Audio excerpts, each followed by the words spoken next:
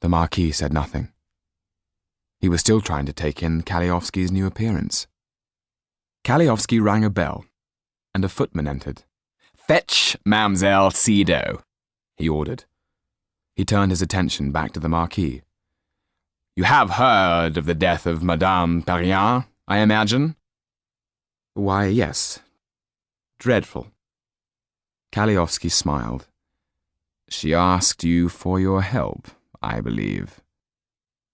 "I don't know what you're talking about," said the Marquis hurriedly. Even under the makeup, his cheeks glowed red. "The foolish woman asked the wrong person, of course, for you possess nothing but unpaid bills." Kaliowski smiled again, the corners of his lips curling mockingly. "There are angry craftsmen in Paris still waiting for their money for your ridiculous fate." "They will be paid in due course." "Not by me," said Kaliowski, and he took from his pocket a necklace of red stones that he played with in his hand like a rosary. The sight of it made beads of sweat appear on the Marquis's forehead. "Madame Perrien paid the price for disloyalty," said Kaliowski. "Madame Clermont believes that by emigrating she will escape me.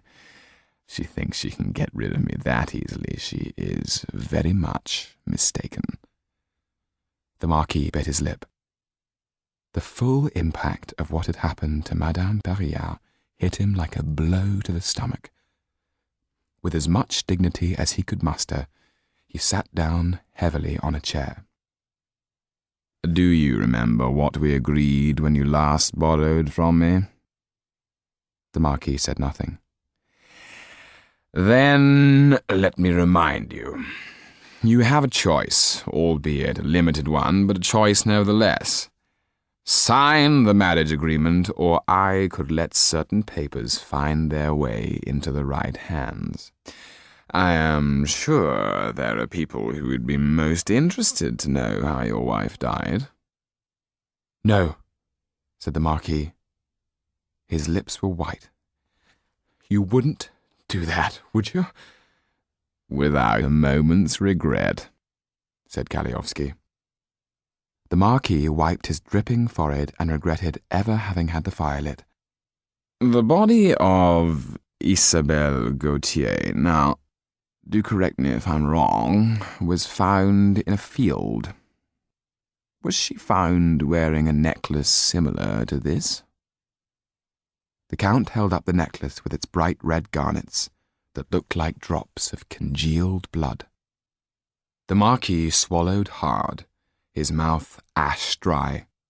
He trembled as a tidal wave of sound came crashing into the room from outside, engulfing the house with drumming, screaming, screeching, a wailing of women. "We will have bread!"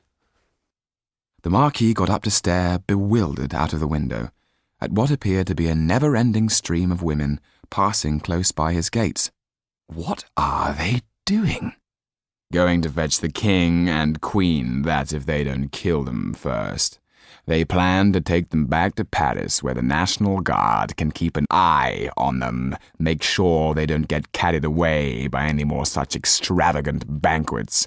I tell you, citizen, soon the streets will run with blood, and no one will care. Now, back to business." Above the noise, the Marquis let out a thin cry. It was the sound of his fragile mind breaking, like fine porcelain.